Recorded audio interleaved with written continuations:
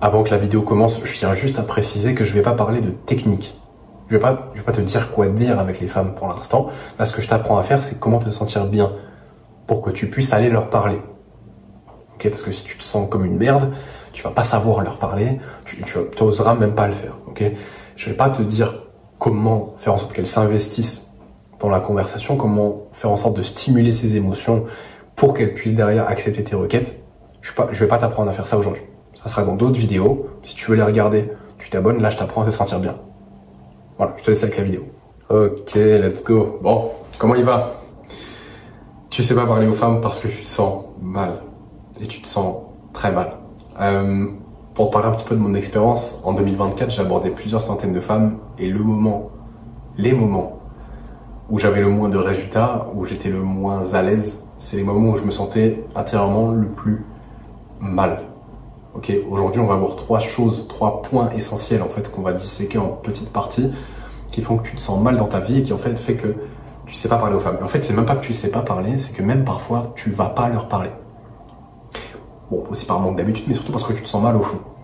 Ok, et c'est un peu normal et c'est presque un mécanisme, je sais pas pourquoi, humain, c'est que de toute façon les gens quand tu te sens mal, ils ont pas envie de te parler dans tous les cas. Ok, donc c'est un peu cru, mais voilà. Avant qu'on démarre, je veux juste que tu essayes juste de pas te mentir. C'est vraiment important pour moi que tu te mentes pas, parce que je peux pas aider quelqu'un qui veut pas être aidé. Et malheureusement, si tu te mens, tu n'auras pas envie de t'aider toi-même, donc la vidéo servira à rien. Je veux que tu sois totalement transparent avec toi-même et que est-ce que tu te sens vraiment bien? Et vraiment, fais ce travail de réfléchir, est-ce qu'au fond, tu te sens bien? Maintenant que tu as la réponse, le premier point, c'est que t'es pas en mouvement. Enfin, c'est pas que t'es pas en mouvement, c'est qu'il se passe concrètement rien dans ta vie, tu te développes pas. Concrètement, la première chose, c'est que tu te développes pas. T'avances pas, tu fais pas de progrès. Okay? Et du coup, tu te sens pas bien. La stagnation n'existe pas. C'est soit tu progresses, soit tu régresses. Et si tu progresses pas, bon, bah, tu sais ce qui se passe dans ta vie. C'est que désolé pour le bruit, il y a les éboueurs, c'était pas prévu. Et maintenant, tu me dis, ok, c'est bien sympa, mais me développer où, comment, quoi faire. Ok, bon. Je pense que le premier point, ça serait déjà de te concentrer sur ton physique, sur ton corps, tant sur l'aspect apparence que l'aspect santé. Parce que, mine de rien, ton cerveau, il habite dans ton corps. Hein. Les deux sont extrêmement liés. Si tu as des pensées négatives, c'est que dans ton corps non plus, ça va peut-être pas très bien. Ok? Donc on va attaquer ça en premier lieu. On va d'abord parler de la santé physique. Arrête de saccager ton sommeil. Déjà, la première chose, mec, arrête de te coucher à 4h du matin, puis à 2h du matin, puis à 1h du matin, puis à 23h. En fait, tu dérègles complètement ton cycle circadien. Derrière ton corps, il peut pas trouver des repères et il se sent mal. Arrête de manger de la grosse merde. Aussi, bon, ça, c'est con, mais tu deviens ce que tu digères. Donc, si tu manges constamment des burgers, tu deviens un burger. Non, mais tu comprends ce que je veux dire, ok? Pour l'aspect santé, et qui va jouer aussi pour le côté apparence, c'est évidemment marcher, faire du sport, être actif. Va à la salle par exemple. Ça va en même temps améliorer ton apparence physique et ta santé, mais je sais pas, ça peut être faire de la boxe, ça peut être faire un sport collectif, ça peut être, je sais pas mec, peu importe le sport en fait, un truc qui te fait kiffer, et que du coup, comme ça te fait kiffer, tu peux faire souvent, tu peux faire sans que ce soit réellement quelque chose qui te demande un effort, que tu te dises que c'est chiant quoi. Et ensuite, il y a vraiment le côté apparence. Donc, la première chose dont je vais te parler à ce niveau-là, c'est de la musculation. C'est génial, ça a changé ma vie, ça a complètement transformé ma confiance en moi et mon estime de moi.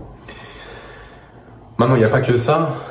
Tu peux, par exemple, si tes cheveux ils sont pas coiffés, non, te rase pas, fais pas comme moi, ça c'est un truc de débile, mais va chez le coiffeur. Ok, fais-toi un petit dégradé toutes les 2 semaines. Voilà. Ok, c'est un budget de 30 balles, 40 balles par mois, mais ça vaut la peine. Et si t'as pas de cheveux comme moi, c'est bien aussi. Bon, évidemment, il y a plein d'autres choses, hein. Et c'est pas une vidéo sur le looks maxing, donc je vais pas développer plus que ça, mais améliore ton apparence. Ok, deuxième point, maintenant, je t'ai parlé de te développer. Il y a aussi la santé mentale dans le développement. Tu développes ton physique, tant sur l'apparence que la santé, et il y a la santé mentale. Ok, si tu te sens mal, c'est qu'il y a peut-être un souci là-dedans, dans la cabessa, donc je pense déjà la première chose que tu peux faire, c'est regarder le temps que tu passes sur les réseaux. Je te garantis que tu passes au moins, en moyenne, dans ta semaine, 20 heures sur les réseaux facilement, ok. C'est une catastrophe parce que tu te compares constamment à des gens qui sont meilleurs que toi et ton cerveau sait pas vraiment faire la différence entre si c'est des gens à distance ou si c'est la vraie vie. Enfin, je parle de ton subconscient. Je parle pas de toi. Toi, je sais que tu sais faire la différence, t'es pas débile, mais ton subconscient, il sait pas faire ça et bah, c'est un problème parce qu'il pense que c'est la réalité. Et si tu vois constamment des gens qui sont meilleurs que toi, tu vas penser que tu es moins bien. Enfin, ton corps va agir comme si tu étais moins bien. Maintenant, il n'y a pas que ça, il y a un truc qui est génial, tu peux faire de la méditation. Et là, je sais que pour les personnes qui vont regarder cette vidéo, où vous allez, comme ça, peut-être 300 ou 400 à regarder cette vidéo, bah, il y en a peut-être 2 ou 3 qui vont faire de la méditation en fait. Et mon gars, ça sera ton avantage. C'est que tu vas faire la méditation et les autres, ils vont pas le faire. Et ils vont pas comprendre pourquoi ils progressent pas. En fait, la méditation, si tu veux, c'est un moyen de te recentrer dans le moment présent. C'est un exercice pendant lequel tu te concentres sur ta respiration. Et en fait, ton cerveau est capable ensuite de reproduire ce schéma dans d'autres situations. C'est-à-dire que quand tu vas parler à une fille, tu vas plus être dans tes pensées, tu vas être vraiment dans le moment présent. Parce que tu vas te concentrer sur le maintenant, tu vas arrêter de penser au futur, à que tu dois ramener chez toi, à tremper ton biscuit, mec. Tu vas arrêter de penser à ça, tu vas vraiment essayer de passer un bon moment.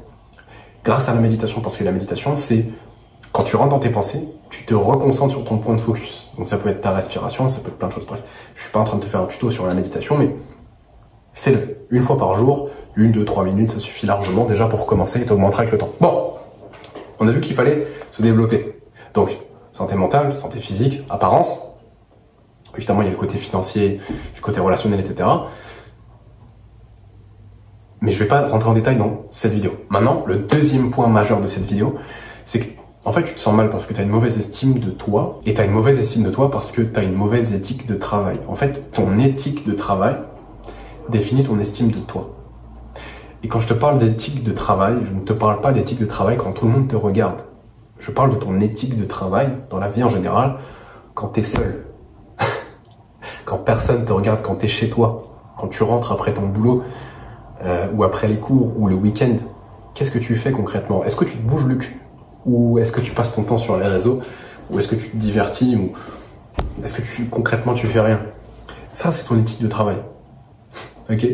C'est pas quand les gens te regardent. Parce qu'en fait, si tu veux, t'as beau être le plus gros travailleur quand les gens te regardent, si quand personne te regarde, t'es un gros flemmard, ça crée une dissonance et ça s'appelle le syndrome de l'imposteur. Et malheureusement, ton cerveau, il détecte le bullshit. T'as beau parler très fort devant les gens, voilà, tu te dis, ah, je suis fort, je travaille dur, je vais à la salle.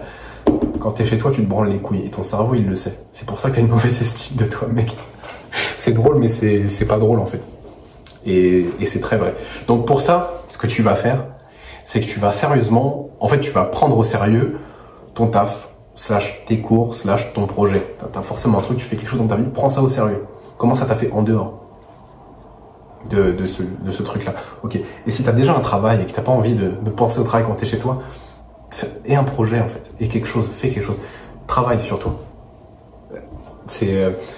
Développe-toi, va à la salle, lis des livres, apprends des choses, et un projet entrepreneurial, je sais, fais quelque chose. Fais quelque chose, travaille.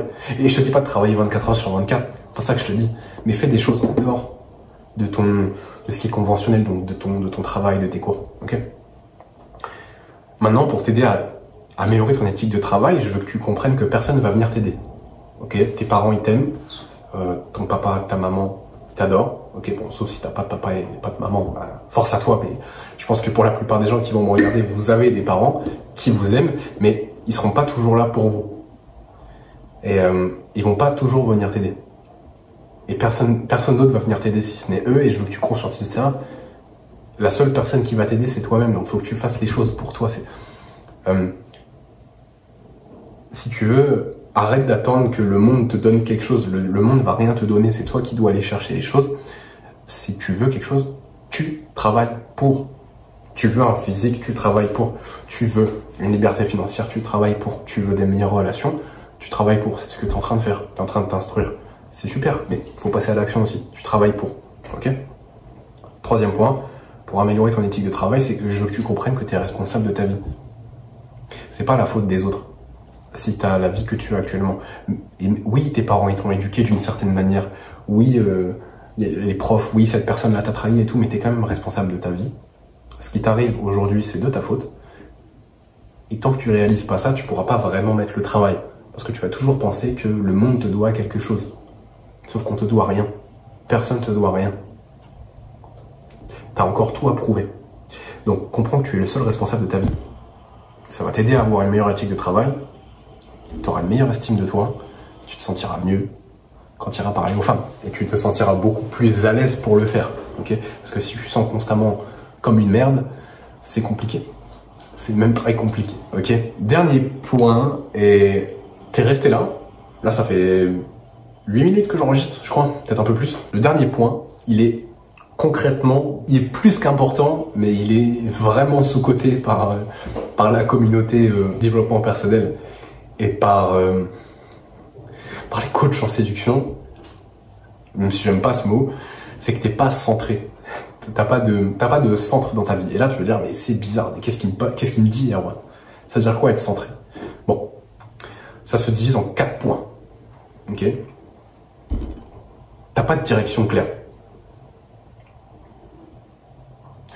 Tu sais pas où tu vas. T'as une vague idée de ce que tu veux parce qu'on t'a dit que tu devais faire ça, tu devais prendre ce chemin, tu devais aller à l'école, à l'université, avoir un travail, bon gentil toutou, et t'attends jusqu'à tes 67 ans, peut-être même 70 pour avoir ta retraite. Tu veux ça, tu sais pas pourquoi tu veux ça. Ça résonne pas avec toi au fond, tu le sais, et en fait, t'as cette vague direction dans laquelle tu vas et t'es même pas satisfait de là où tu vas. Et c'est pas clair ce que tu veux. Donc, première chose, faut que t'aies une direction claire. Qu'est-ce que tu veux dans ta vie? T'as le droit de vouloir des choses un peu hors du commun. Parce que tu veux pas la vie de tout le monde. Bon, après, si t'as envie d'avoir la vie de tout le monde, c'est ton choix. Hein. Mais fais en sorte d'avoir la direction la plus claire possible. De savoir exactement où est-ce que tu vas.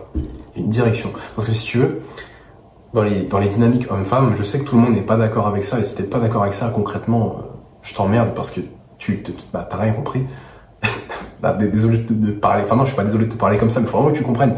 C'est que les femmes, en général, attendent que tu guides, que tu montres le chemin pour quelque chose. C'est pas pour rien qu'on dit que les hommes doivent être entre guillemets des leaders, parce que un leader, qu'est-ce que ça fait? Ça va dans une direction. Un leader va quelque part, il montre le chemin. Donc, pour montrer le chemin, il faut que tu aies une direction claire en premier lieu.